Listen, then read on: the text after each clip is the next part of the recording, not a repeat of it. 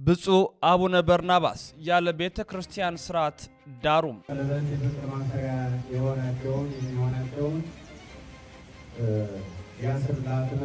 ልጅነት ነው አንፈርድም፣ ነገር ግን ዝም አንለም። ማርያም ቀን ወጣላት እናንተዬ።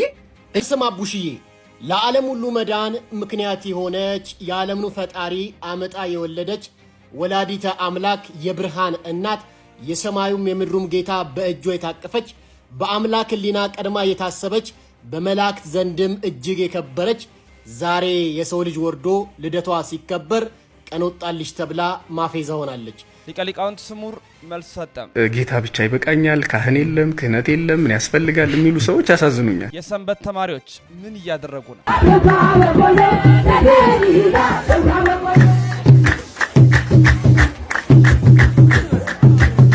የተወዳችሁ ኦርቶዶክሳውያን በዛሬ መረጃችን በስፋት የምንቃኘው የምንመለከተው ጉዳይ ነው። መረጃው ለመላው ዓለም እንዲዳረሱላችሁም ታዲያ ላይክ፣ ሼር፣ ሰብስክራይብ ማድረጋችሁ እንዳይዘነጋም። ሁላችሁም ኦርቶዶክሳውያን ይህን መረጃ በደንብ አድርጋችሁ ላይክ አድርጉ እያልኩኝ በቀጥታ ወደ ዝርዝር ትንታኔዎቻችን እናመራለን። በስመ አብ ወወልድ ወመንፈስ ቅዱስ አሐዱ አምላክ አሜን። የፍጥረታት ሁሉ አባት የሰማይና የምድር አስገኚ አጋዕዝተ ዓለም ቅድስት ሥላሴ ክብር ምስጋና ይድረሰው። እናቱ እናታችን ወላዲተ ቃል አምላክ አቁራይተ ማት ሰዓሊተ ምሕረት ቅድስት ድንግል ማርያም ውዳሴ ክብር ይድረሳት። ቅዱሳን እንደየማዕረግና ክብራቸው ምስጋና ይድረሳቸው። ክርስቶስ ተንሥአ እሙታን አሰሮ ለሰይጣን ሰላም ኮነ። የክርስቶስ ሰላምና ጸጋ ከሁላችሁ ጋር ይሁን። የተወዳችሁ ኦርቶዶክሳውያን እንዴት አላችሁ? እንዴት ቆያችሁ? እንዴት ሰነበታችሁ? ይህን መረጃም ላይክና ሼር በማድረግ እንድትጀምሩ በፍጹም ትህትና ጠይቃለሁኝ ማለት ነው። ሁላችሁም ላይክ አድርጉልኝ። የመጀመሪያውን ቪዲዮ እናጋራ። ርዕሰ ሊቃውንት አባታችን አባ ገብረ ኪዳን ፓስተሩ ምንድን ነው የሚለው ይላሉ። እስቲ ወጥ ፓስተሩን ይሄ እመቤታችን የሚሰድበው ምን የሚለው ምልክቱ ምንድን ነው? ከራባት ነው? የክርስቶስ የመሆኑ ዝላይ ነው? 24 ሰዓት መብላት ነው? እርግጫ ነው እያለ ነበር ልጅ ወዚህ እዚህ የሚቀርጸው ልጅ ማለት ነው። እርግጫ ነው፣ ቦክስ ነው፣ የክርስቶስ መሆን ውሸት ነው፣ ገንዘብ ማካበት ነው።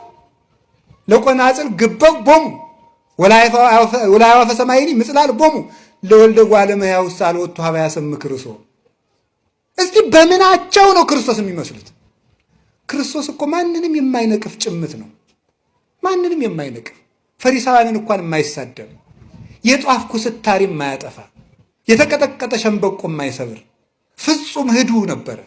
ዝም የሚል እያወቀ ያላወቀ የሚመስል መኑ ጸፋከ እየተባለ የሚሰለቁበት ወታገሰ ምራቅ ርኩሰ ተብሎ የተነገረልን ወይ ጭምትነቱ የለ ወይ ትትናው የለ። ክርስቶስ ከአብ ጋር አንድ አምላክ ሲሆን አብ ይበልጠኛል ይላል። አባቶቼ ይበልጡኛል በሉ ለማለት ነው። የአሁኖቹ መጥተው ማርያምን እንበልጣታለሁ ማለት ነው የቀራቸው። እኩል ነኝ እስቲ በሞት ያፈርሰው ነው ይውልኝ። አሁን ያሉ ዛሬ ያሉ በምድር ላይ ያሉ ፓስተሮችን እስቲ እንደው በመጽሐፍ ቅዱስ ካለው የሚበልጣችሁ አንድ ሰው ንገሩ ይባል የለም። አንድ የሚበልጣችሁ ሚካኤል አይበልጣቸው፣ ገብርኤል አይበልጣቸው፣ ዳዊት አይበልጣቸው፣ አብርሃም አይበልጣቸው፣ ጳውሎስ አይበልጣቸው፣ ድንግል ማርያም አትበልጣቸው። የሚበልጣቸው አብ ብቻ ነው። ክርስቶስም ወንድማቸው ነው። በእነሱ ለቱ ስባት የሚበልጣቸው ማንን ከየት የመጡ ናቸው እነዚህ? ምልክታቸው የዲያብሎስ ልጆች ምልክታቸው ትዕቢት። እስኪ ትዕቢት በሉላችሁ በሉ እንጂ ንገሩኝ።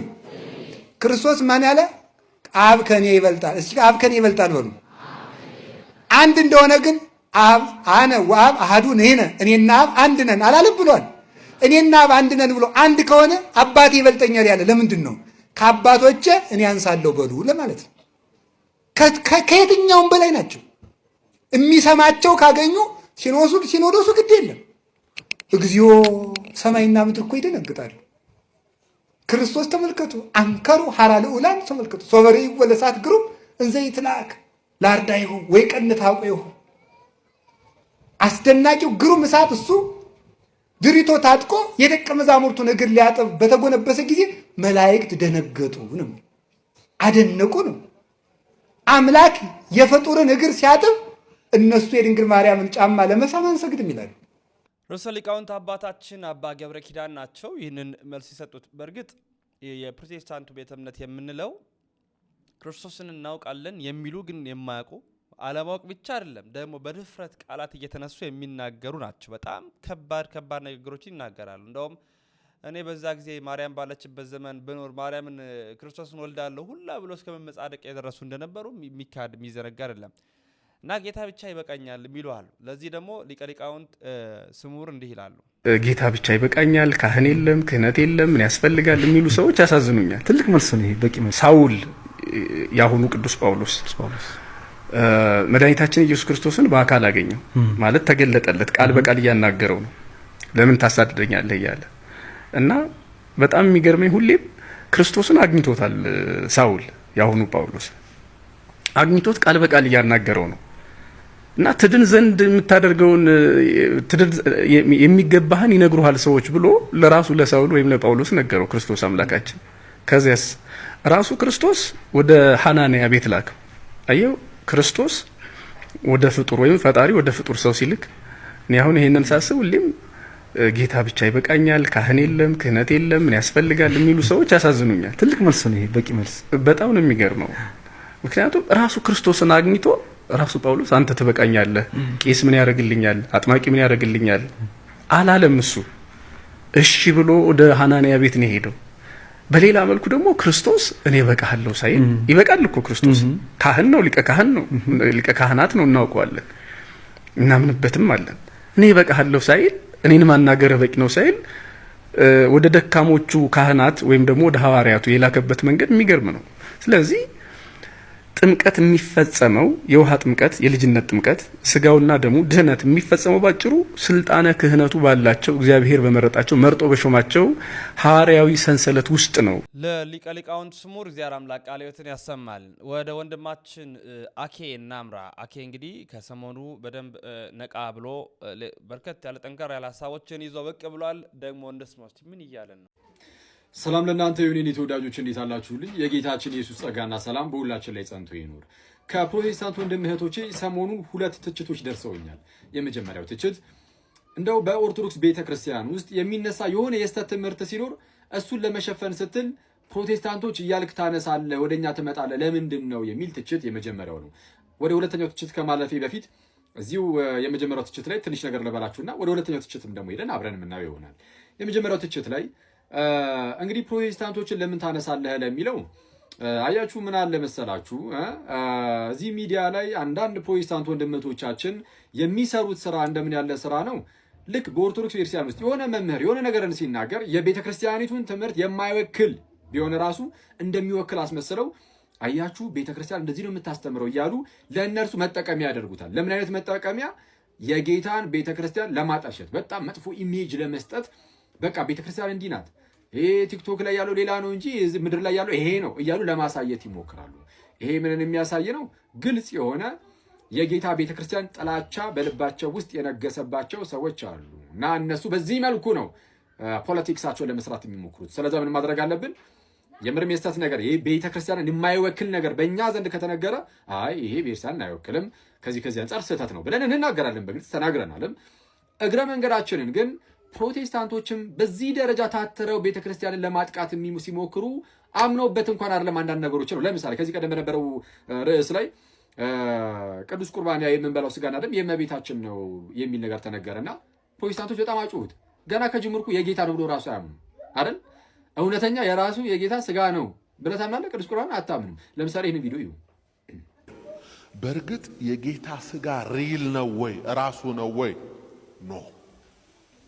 ኖ ህብረት አለው ነው የሚባለው። መስቀል ላይ ካለው ከጌታ ስጋ ጋር ህብረት አለው እንጂ ራሱ አይደለም። ኦኬ እንግዲህ እንደሰማችሁት ራሱ የጌታ ስጋ አይደለም ነው ያለው። በቃ አለቀ። የጌታ ስጋ አይደለም፣ የጌታ ደም አይደለም።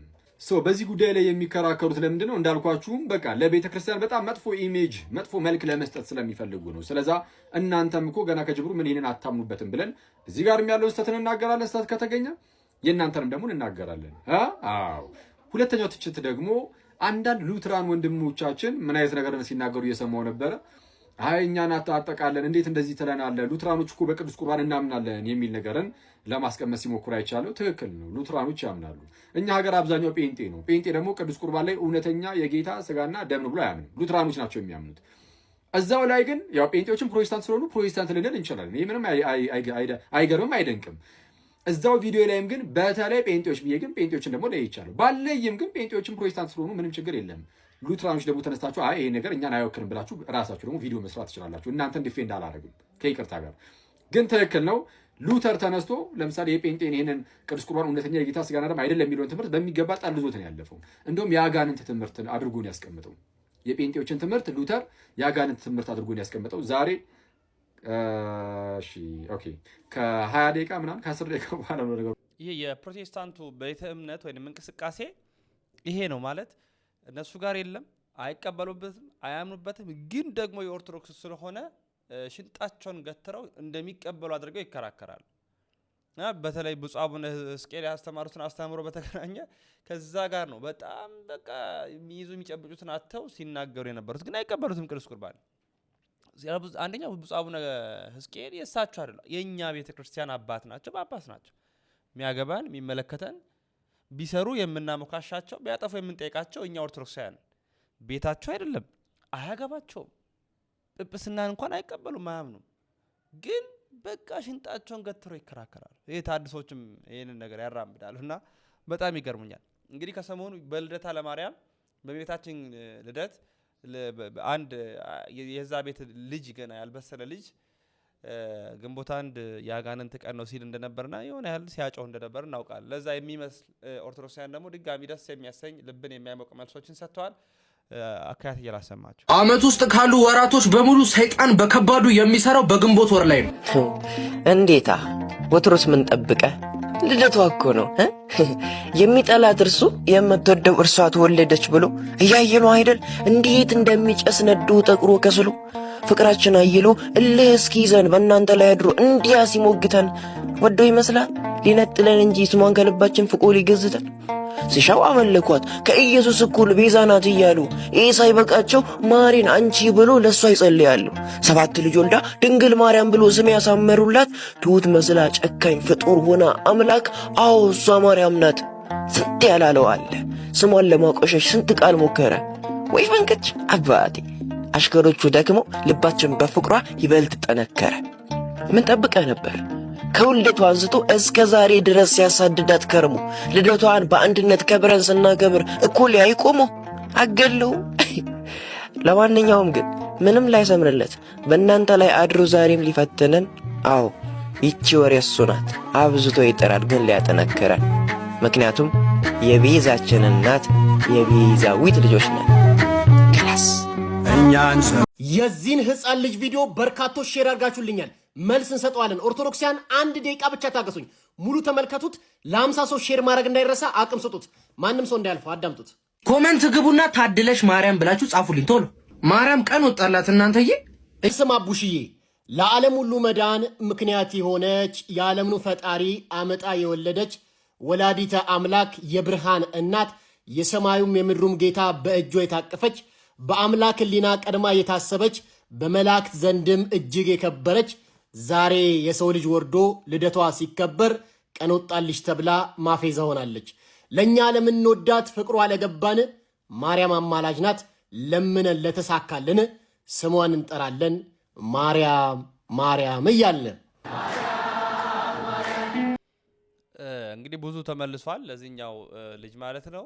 እኛም በቻልነው በማህበራዊ ሚዲያዎች በቲክቶክ ፕላትፎርም ለማጋራት ሞክረናል። በዚህ አጋጣሚም ከ330 ሺህ በላይ የቲክቶክ አካውንት አለን። እዛ ላይ ገብታችሁ ተከታተሉ። እንግዲህ ይሄ ነው የፕሮቴስታንቱ ቤተ እምነት ወይም አካሄድ።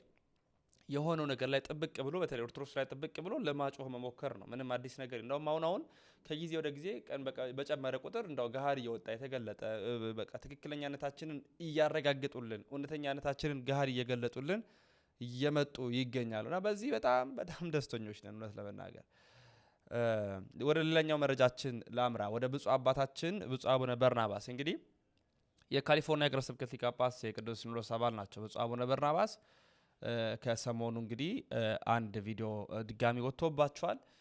ይህም ቪዲዮ ደግሞ ትንሽ እኔ ግራ ገብቶኛል፣ አላቅም። ሰርግ ነው እንግዲህ የምናውቀው በኢትዮጵያ ኦርቶዶክስ ተዋሕዶ ቤተክርስቲያን ሁለት አይነት የሰርግ ስርዓት አለ አንደኛው በቤተክርስቲያን ሁለቱም በሚስጥረ ተክሊል ድንግልናቸውን ለሚጠብቁ በሚስጥረ ተክሊል ይፈጸምላቸዋል ሁለተኛው የሚፈጸምላቸው ደግሞ በሚስጥረ ቁርባን ወይ ማህሰባን የምንላቸው ናቸው ድንግልናቸውን ያልጠበቁ በቤተክርስቲያን ስርዓት በቁርባን ያገባሉ ከዛ ውጪ ቤተክርስቲያን የምትቀበለው የምትባረከው ቦታ ወይም ሰርግ የለም ማለት ከቤተክርስቲያን ውጪ የትኛውም ሰርግ እንደዚህ አይደረግም አባቶችም ገብተው እንዲባርኩም አይፈቀድም እውነት ለመናገር ከቤተክርስቲያን ውጪ ማለት ነው ብፁዕ በተለይ ጳጳሳት ደግሞ እንዲያይቻልም ብፁዕ አቡነ በርናባስ አንድ ቪዲዮ ወጥቶባቸዋል አልገባኝም ምናልባት ውጪ ስለሆነ አመቺ ነገሮች ላይ ይገኙ ይችላሉ ብዬ ላስብ ሞከርኩ ግን ደግሞ ተጋቢዋ ሙሽራዋ ያደረገችው ልብስ ወይም የሚዜነት ልብሷ የጸጉሯ ተለቋል ምናምን ቀለበት ያስደረጉላት ነበርና ቢያንስ ሃይማኖታዊ ነው ብለን እንኳን ብናስብ የነጠላ መልበስ ካባዎችን መደረብ ምናምን ነገሮች ይደረጉበታል ግን ይሄኛው ቪዲዮ እንደዛ አይመስለኝም የሆነ ውጭ ነው ይመስለኝ እርግጥ ዘማሪዎች ምናምን አላ አይቻቸዋለሁ ግን ቤተክርስቲያን ነው ብዬ ለመቀበል ትንሽ ከብዶኛል ምናልባት የውጪው ተጽዕኖ ነው እንዳንል የኢትዮጵያ ኦርቶዶክስ ተዋሕዶ ቤተክርስቲያን አባት ናቸው ጳጳስ ናቸው ቤተክርስቲያኑም የኢትዮጵያ ነው ምንም እንኳን ቦታ ውጭ ሊሆን ይችላል እና በኢትዮጵያ ቤተክርስቲያን ደግሞ ከሆነ በየትኛውም ክፍለ ዓለም የኢትዮጵያን ቱባ ጠብቆ ነው የሚቀጥለው በየትኛውም ቦታ ቢሆን ይሄ ኦርቶዶክሳዊን የኢትዮጵያዊነት ቀለሙን አይለቅም ምክንያቱም ቤትም ቦታ ኢትዮጵያ ላይ ያለች ቤተክርስቲያን ሰሜንም ምስራቅ ደቡብም በየትኛውም ቦታ ብትሄዱ ይሄው አንድ አይነት ስርዓት ነው የሚቀጥለው ስርዓተ ጸሎቱም አንድ ነው የሚፈጸመው የስርዓተ ተክሊሉም የሆነ የስርዓተ ቁርባኑ አንድ ነው ይሄኛው ግን ግር አሰኝቶኛል እኔ አላቅም ምናልባት ውጭ ያላችሁ እህቶቼ ወንድሞቼ በቴሌግራም ሊሆን ይችላል በዋትስአፕ በቲክቶክም ኢንፎርም አድርጉኝ ወይ ደግሞ መረጃ አቃብሉኝ ምንድነው ይሄ ሙሽሮች ለዚህ ያበቃቸው እግዚአብሔር ይመስገን በርግጥ ምንድነው ይሄ ነገር እንዴት ነው አልገባኝም ቀለበት የፍቅር ማሰሪያ የሆናቸውን የሚሆናቸውን ያስርላት ነው እያሰረላት ነው ምን ይባላል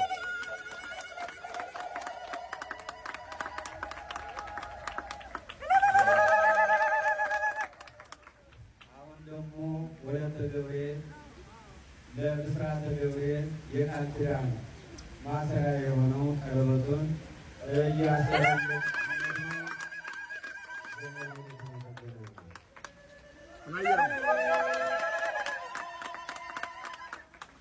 ይህን ደስታ ለመካፈል ከሩቅም ከቅርብም አሜሪካ ድረስ የመጣችሁ እግዚአብሔር ያክብራችሁ።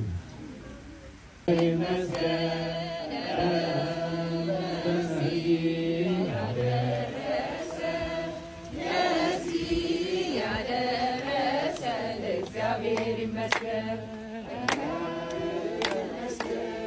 እግዚአብሔር ይመስገን እግዚአብሔር ይመስገን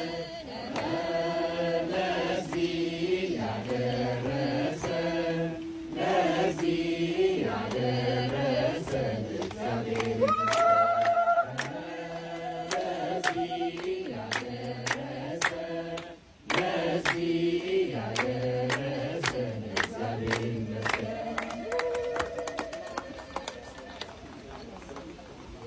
ያው ይሄኛው ቪዲዮ ትንሽ ግራ ገብቶኛል በደንብ ግልጽ አልሆነልኝም ግን ደግሞ ግልጽ የሆነላችሁ አካላት ካላችሁ መረጃውን ማዳረስ ትችላላችሁ ወደ ቀጣይ መረጃችን እናምራ እንግዲህ የብፁዕ አቡነ በርናባስን ጉዳይ ነው ያቀርብላችሁ እንዲሁ ደግሞ ሌላ መረጃ ላቀርብላችሁ ይሄውም ደግሞ ምንድነው በሰንበት ትምህርት ቤት እንግዲህ ሰንበት ተማሪዎች ናቸው አዘማመር ስርዓታቸው የሚዘምሩበት መንገድ ያደረጉት ያለው ነገር ኦርቶዶክስ አይደለም ስለዚህ ይሄንን እንተቻለን ይሄንን እናጋልጣለን ትክክል ስላልሆነ ማለት ነው ምናልባት በየሰንበት ትምህርት ቤት አገልጋይ ያላችሁና ይሄን ድምጽ ምሰሙ ኦርቶዶክሳዊ ለዛና ቀለሙን ያልጠበቀ ዝማሬ አያስፈልግም ትክክልም አይደለም ላጋራላችሁ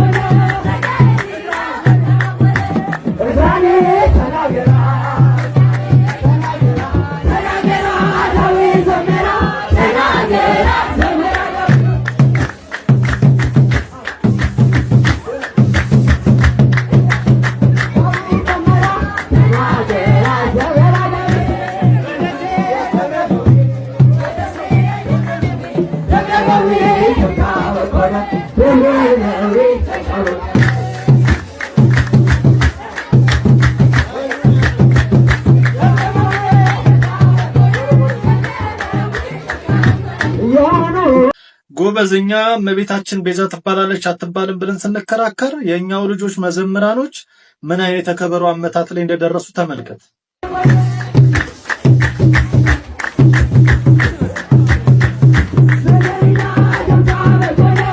ቆይ አልገባኝም። የመጣችሁት ጠንቋይ ቤት ድቤ ስደበደቡ የነበራችሁ ልጆች ቀጥታ ወደ ሰንበት ቤት መጣችሁ ነው? ምንድነው እያደረጋችሁ ያላችሁት? ሰክራችሁ ነው? ኧረ ጎበዝ፣ በጣም ያስተዛዝባል።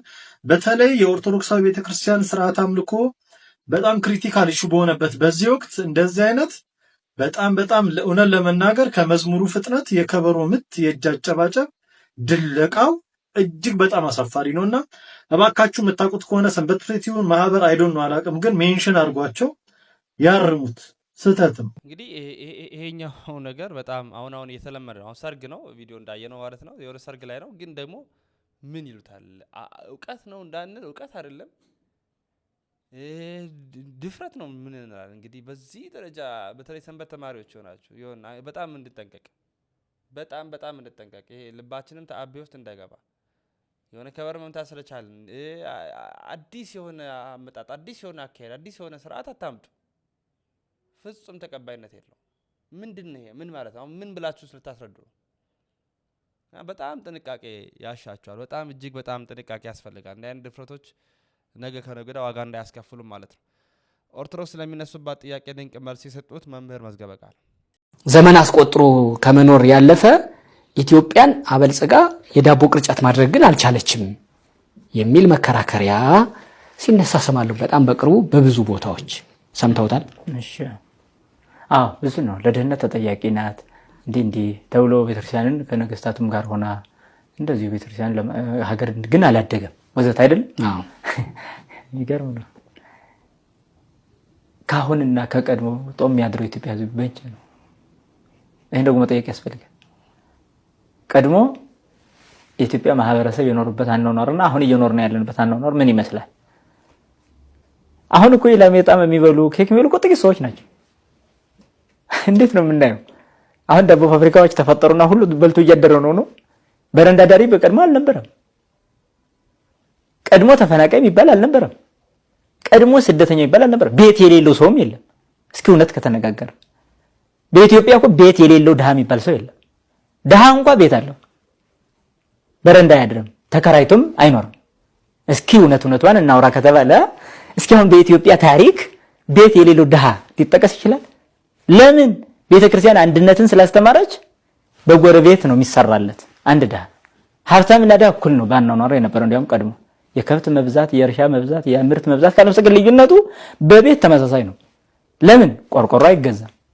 ለምን? ሚስማር የለም አይገዛም። ለምን? ቤት የሚሰራው ባለው ነው፣ በተፈጥሮ ነው።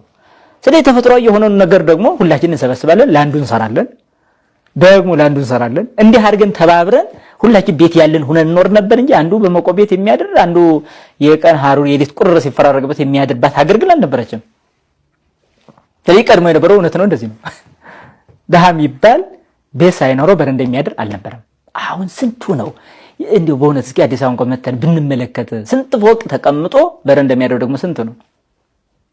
እውነት ነው። ይሄ እድገት ነው። እድገቱን ከምን ጋር ነው የምናያይዘው? ስለዚህ ቀድሞ እንዲህ አይነት ፎቆች ላይኖሩ ይችላሉ። በረንዳ የሚያደርግን ሰው ግን የለም። ሁሉም ጎጆ አለው፣ ሁሉም ማደሪያ አለው፣ ሁሉም ክብር አለው። ይሄ አንድ። በምግብ ደረጃም ስንመለከት ብቻውን የሚበላ የለም። ቀድሞ ብቻውን የሚበላ የለም። ያዚያ የመጣ እኮ ነው። ሰርጉም ክርስትናው አብሮ ለመብላት እኮ ነው የመጣው። ድሃ እንዳይኖር ነው። አየህ፣ ይሄ ሁሉ ምክንያት በመሆን እኮ እየበላ ነው የነበረው ሰው። በዛው ላይ ደግሞ እንዲያውም ክረምት ሲገባ ያላቸው ሰዎች ሰብሰብ አድርገው ያን ክረምት የሚያልፍበትን ይሰጡ የነበረበት ሀገር ነው። በዛን ጊዜ ይሄ ብቻ አይደለም። እስኪ እውነት ራስን ከመቻል አንፃር ቀድሞ ነው አሁን ራሷን የቻለች ኢትዮጵያ? ቀድሞ ነው። እንዴት አይተህ? በቀድሞ አይን አይተህ ነው እስባሁን አይተህ ከተባለ በቀድሞ ራሷን ትችላለች። ለምሳሌ ልብስ ማምረት በቀድሞ በኢትዮጵያ ውስጥ ነው የነበረው፣ አሁን የለም። ልብስ ማለት ነው ልብስ እንኳን ምክንያቱም ሸማኔ ስራ እዛው ነው። ልብስ በጥጥ ነው ይዘራል፣ ከዛው ላይ ይፈተላል። በቃ ራሳችን እንለብሳለን። ራሱ ለብሶ ፈትሎ የሚለብስ ህዝብ ነው የነበራት። አሁን ግን ከሌላ ይመጣል፣ ያን የሚያሳድግ አይደለም። ስለዚህ ቀድሞ ከሌላ ምንም ይፈልግ አልነበረም ህዝቡ በጥቅሉ ስለሚኖረው ስለሚበላው ስለሚጠጣው ስለሚለብሰው ስለ ሁኔታው በሙሉ ማለት ነው። ችግር ቢኖርበት ችግሩ እንኳን ራሱ ነው የሚወጣ የነበረው እንጂ ከሌላ ለምኖ ተበድሮ አይደለም ይኖር የነበረው ህዝቡ። ለዛ ነው ከጠላት ጋር መፋለም ይቻላል ህዝቡ ራሱ ማለት ነው። ለምን ከውጭ ስለማይፈልግ። አሁን ኢትዮጵያ ያለችው እንዴት አይነት በሆነ ሁኔታ ነው? በጣም ብዙ ብድር የተጣለበት ያበደረን ሰው ሳይ ሁሉ አንገት ቀለስ ብሎ እንደሚሄድ ሰው እኮ ነው ታውና ገሪት የራሷን አቅም አላት። አሁን እውነት ሞራን አላት።